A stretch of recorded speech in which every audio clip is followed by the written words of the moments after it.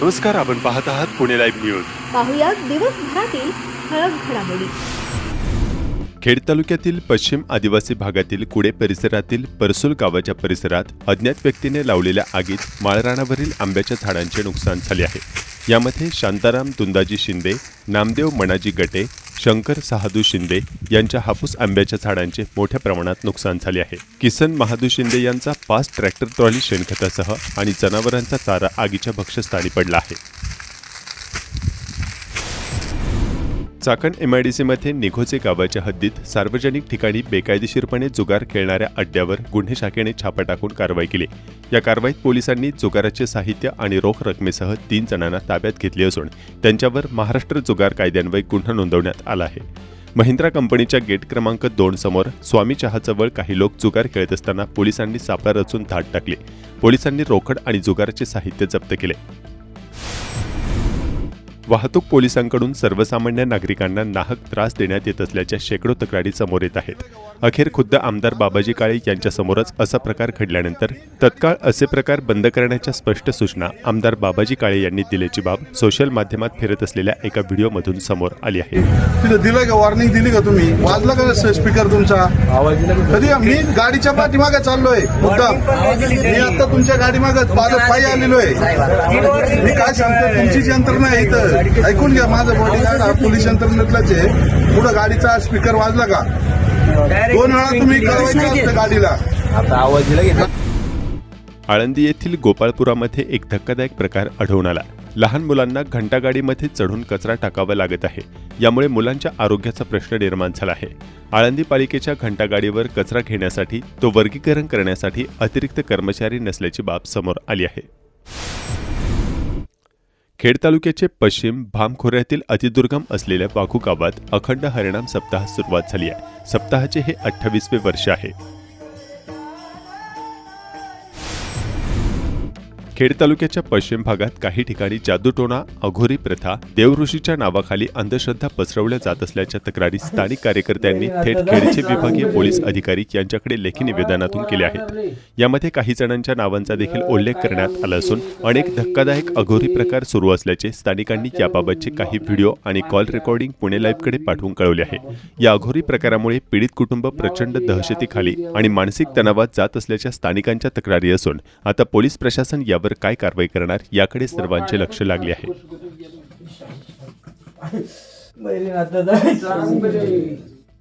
बाबा पोर आजारले,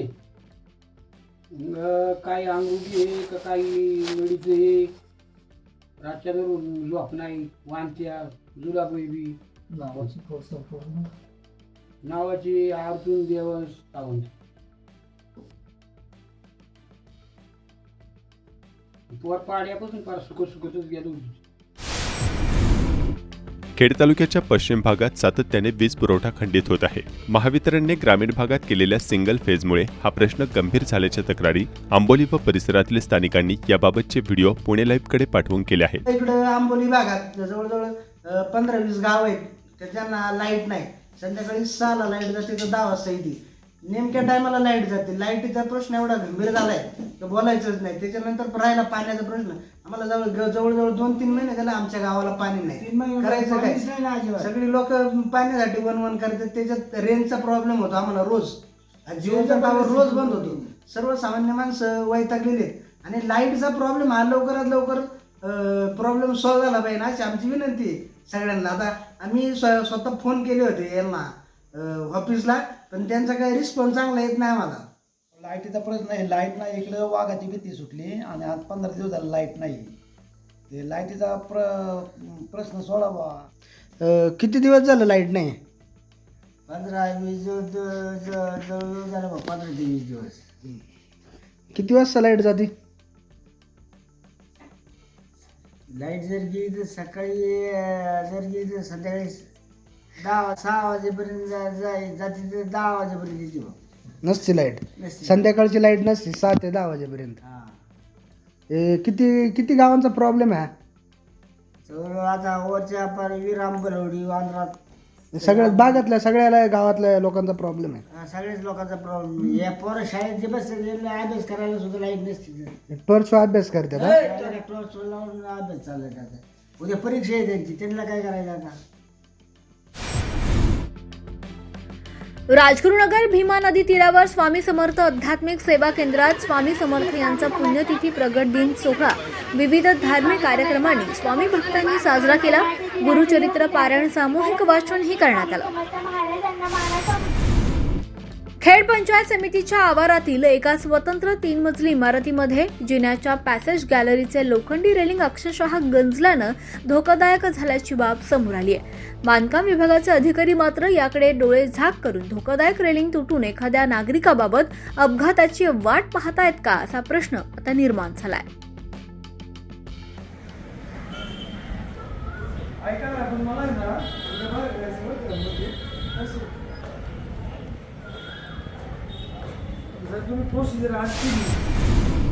संपूर्ण महाराष्ट्र सध्या भीषण उन्हाच्या झळांनी होरपळून निघतोय. खेड तालुक्यातही पारा 40 अंशाला भिडलाय. पुणे जिल्ह्यात अनेक भागात तापमानाने 40 ओलांडली असून हवामान विभागानं पुढील 3 दिवस अत्यंत महत्त्वाचे असल्याचं म्हटलंय. विदर्भासह मध्य महाराष्ट्र आणि कोकणात देखील उष्णतेच्या लाटेचा तीव्र इशारा देण्यात आलाय. एकीकडे सूर्याचा कडाका वाढत असताना दुसरीकडे 18 एप्रिलपासून राज्यावर अवकाळी पावसाचं संकट घोंगावत असल्याची माहिती हवामान खात्यानं दिली आहे. दरम्यान एकीकडे उन्हाचा पारा वाढत असताना वीज वितरणाच्या मर्यादा देखील समोर येतात. शहरे आणि ग्रामीण भागात खूप मोठ्या प्रमाणावर वीज खंडित होत असल्याचे प्रकार खेड तालुक्यात सध्या सुरू आहेत.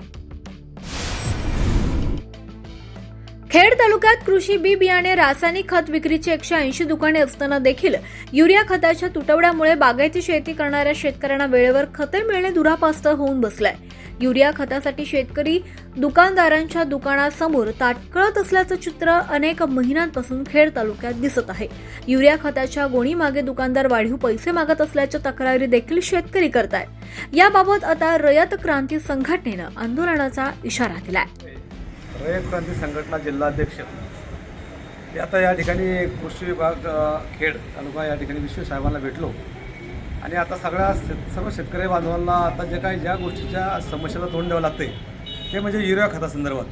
तर युरिया खताच्या आज प्रत्येक दुकानावर जर बघितलं तर युरिया खत उपलब्ध नाही म्हणून दुकानदार सांगतात आणि काही दुकानाकडे जर दुकानदाराकडे शिल्लक असेल तर ते दुकानदार काही बी किमतीमध्ये 500, 600 आणि इतर काही खतं घेतली तर ते युरिया मिळेल असं सांगतात.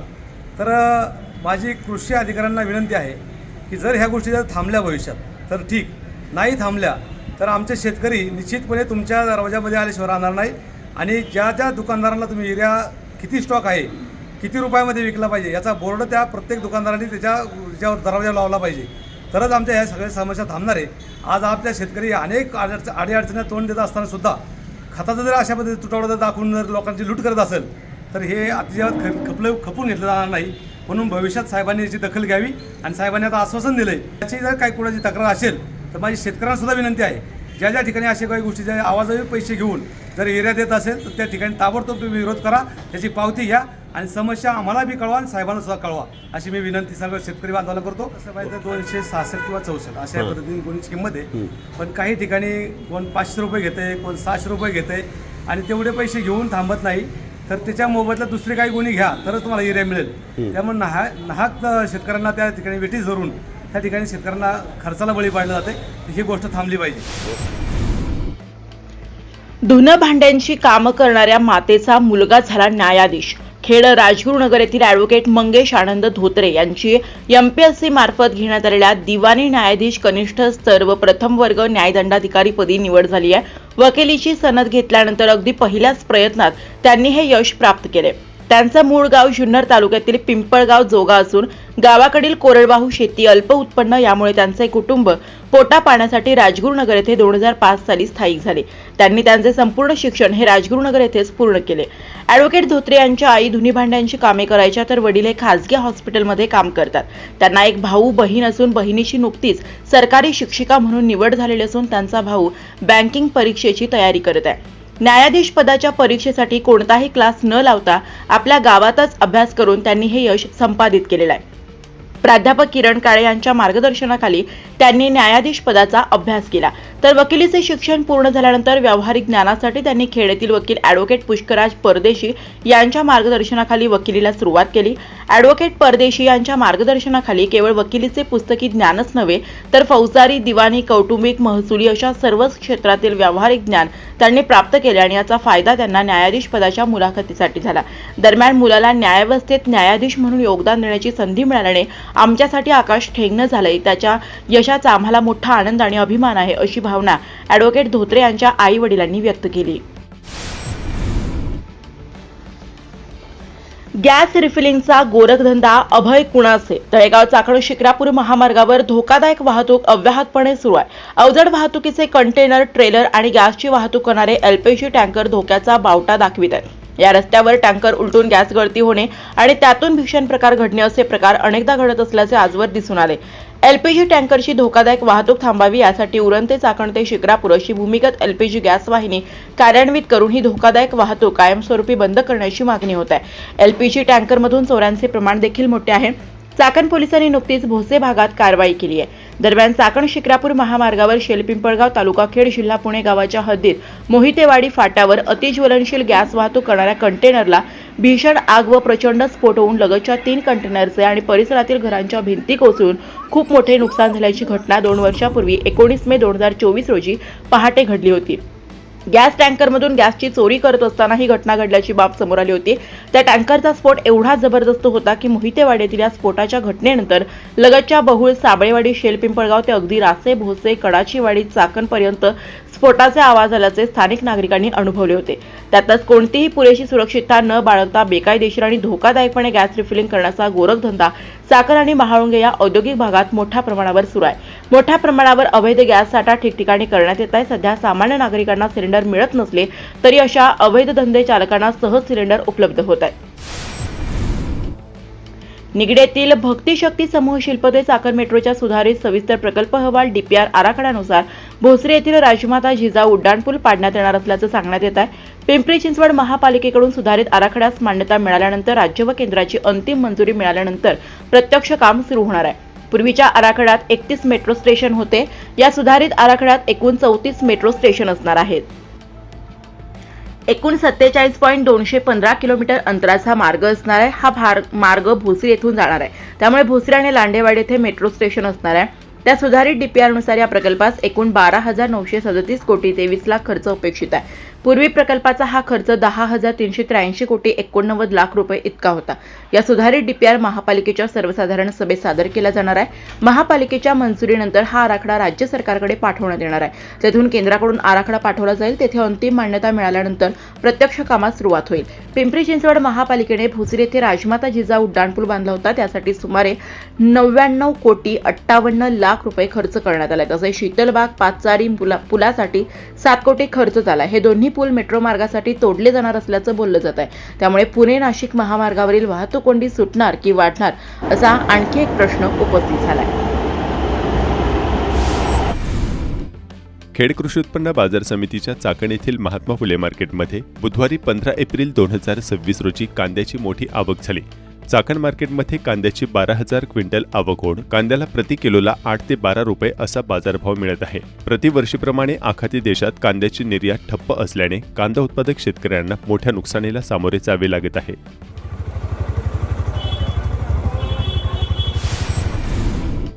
खेड कृषी उत्पन्न बाजार समितीच्या चाकण येथील महात्मा फुले मार्केटमध्ये बुधवारी 15 एप्रिल 2026 रोजी तरकारी मालाची आवक आणि भाव स्थिर असल्याचं बाजार समिती प्रशासनाकडून सांगण्यात आलं आहे. खेड तालुक्यातील काळूस गावातील शेतकऱ्यांनी उन्हाळ्यामध्ये कीड नियंत्रण होत नसल्याने अखेर ड्रोनच्या माध्यमातून फवारणी केली. कमी वेळ व कमी खर्चात अशी फवारणी होते व किडीवर देखील चांगले नियंत्रण आणता येत असल्याचे स्थानिक शेतकऱ्यांनी सांगितले. काळूस गावामध्ये सुमारे 23 ते 24 एकर फवारणी या 2 दिवसांमध्ये यामुळे करता आल्याचं स्थानिकांनी सांगितलं आहे. गेल्या 2 वर्षापासून मी शेतीला अगदी कंटाळलो होतो. मी एकटा आणि शेती 9 एकर. शेती करावं कशी असा माझ्या पुढं प्रश्न होता. शेती जर मका घेतली, भुईमुग घेतला, कोबी फुलावर घेतली तर औषधं मारायची कशी, ऊस पीक घेतलं तर औषधं मारायची कशी असा एकट्या पुढं पर्याय. शेती प्लस माझा ट्रान्सफर व्यवसाय आहे, शेतकरी माल वाहतूक. त्याच्यामुळं काय होतंय, एकट्याला एवढं ॲडजस्ट होत नाही. त्यामुळं मी चाकण या ठिकाणी एका गाडीवरती ड्रोनची जाहिरात बघितली का शेतीला औषधं फवारून मिळतील ड्रोनच्या माध्यमातून. मग त्या माध्यमातून मला त्या ड्रोन मालकाचा, आपल्या वडगावचे पप्पू शेठ, मरकळचे पप्पू शेठ लोखंडे यांच्याशी संपर्क झाला. त्यांनी मला चांगलं सहकार्य केलं आणि मी त्यांच्याशी कॉन्टॅक्ट केलं. ते एक 4-5 दिवसात आले आणि कमीत कमी त्यावेळेस त्यांनी एक 10 एकर क्षेत्र या ठिकाणी फवारून दिलं. ड्रोनच्या माध्यमातून आम्हाला एकदम 100% रिझल्ट मिळाला. माझं मकाचं पीक असन, ऊसाचं पीक असन येण्यासारखं नव्हतं, पण त्यांच्या माध्यमातून ते पीक माझं अतिशय चांगल्या प्रकारे आलं. माझा 4थ्या वर्षाचा ऊस होता, मी ऊस सोडून दिला होता, पण लोखंडे साहेब मला भेटल्यामुळं माझा त्या ठिकाणी 1 एकरमध्ये 4थ्या वर्षाला 40 टन ऊस निघाला. केवळ ड्रोनच्या माध्यमातून औषध मिळालं, त्याच्यामुळं माझा हा फायदा झाला. मी अनेक शेतकऱ्यांना सांगितलं. मग त्यामध्ये त्यावेळेस बाळासाहेब नामदेव आरगडे यांनी एक 5 एकर फवारलं आणि हरिभक्तपरायण विजय महाराज खैरे यांनी 2 एकर शेतीची फवारणी ड्रोनच्या माध्यमातून करून घेतली. आम्हाला ज्या वेळेस ड्रोन उपलब्ध पाहिजे त्यावेळेस लोखंडे साहेबांना फोन केल्यानंतर ते आम्हाला 1-2 दिवसात येतात, अतिशय चांगल्या प्रकारची फवारणी करतात. आजही या ठिकाणी आमचं 3 शेतकरी संतोष काळरामजी फडके, साधूभाऊ खैरे, बाळासाहेब दौंडकर, त्याचप्रमाणे या ठिकाणी भाऊसाहेब सोपान खैरे असतील, काळराम सकाराम खैरे असतील, विठ्ठल सकाराम खैरे असतील, या सर्व शेतकऱ्यांची या ठिकाणी अतिशय चांगल्या प्रकारे फवारणी केलेली आहे. मी असं म्हणतो ह्या ठिकाणी अजून एक शेतकरी हिरामन खैरे माळवाडी यांच्याही पिकाची या ठिकाणी त्यांनी फवारणी केलेली आहे. अतिशय चांगल्या. खरं तर या परिसरामध्ये खेड तालुक्यातील हा काळूसगाव शेतीनिष्ठ गाव आहे आणि सर्व शेतकरी शेतीवर अवलंबून आहेत. आणि हे तणनाशक असेल, कीड असेल, हा जो शेतकऱ्याला त्रास होतोय तो अति भयानक आहे. मग मका पीक असेल, बाजरी पीक असेल, ऊस पीक असेल, हे उंचावरचे पीक आहे. त्याच्यामध्ये जर शेतकऱ्याला फवारणी करायची म्हटलं तर वाघाची भीती आहे, का इचुकाट्याची भीती आहे. म्हणून ही ड्रोन जी पद्धत आहे ना, ही अतिशय महत्वाची ठरलेली आहे शेतकऱ्यांसाठी. ड्रोनच्या माध्यमातून कमी औषध आणि कमी वेळ, म्हणजे अडचणीच्या ठिकाणी असेल, भरणं केलेलं असेल, या सर्वावरती हे ड्रोन काम करते. म्हणून शेतकऱ्याच्या दृष्टीनं आपल्या काळूस गावामध्ये सध्या एक 20-25 एकर या ड्रोनच्या माध्यमातून फवारणी झालेली आहे. म्हणून हा शेतकऱ्यांनी जो पर्याय निवडलेला आहे तो अतिशय चांगला आहे. महेंद्र शंकर लोखंडे, राहणार मरकड, तालुका खेड, जिल्हा. मला इफ्को या कंपनीकडून शेतकऱ्यांना अनेक नवीन प्रकारच्या आधुनिक प्रकारच्या सुविधा देण्यासाठी हा ड्रोन मिळालेला आहे. मी आतापर्यंत जवळजवळ 4000 एकर क्षेत्रावरती ड्रोनद्वारे स्प्रे केला आहे. तसेच कारखान्यामार्फत देखील, संत तुकाराम कारखान्यामार्फत देखील मला कॉन्ट्रॅक्ट मिळालेला आहे. शेतकऱ्यांना ज्या मोठ्या पिकामध्ये फवारणीसाठी अडचणी येत होत्या, या ड्रोनमुळे त्या अडचणी दूर झालेल्या आहेत. आमच्याकडे नवीन टेक्नॉलॉजीची नॅनो प्रकारची जी औषधं आहेत त्याच्या मार्फत आम्ही फवारणी केल्यामुळे शेतकऱ्यांना उत्पन्नात खूप मोठ्या प्रमाणात वाढ झाल्याचं आपल्याला दिसून येते. तसेच या ड्रोनच्या माध्यमातून शेतकऱ्यांचा वेळ, पैसा, श्रम या सर्वच गोष्टी वाचत असल्यामुळे याच्याकडे खूप शेतकऱ्यांचा कल वाढत असल्याचे आपल्याला दिसून येते. आज आम्ही काळूस या ठिकाणी फवारणी करत आहे. नमस्कार, आपण पाहत आहात पुणे लाईव्ह न्यूज.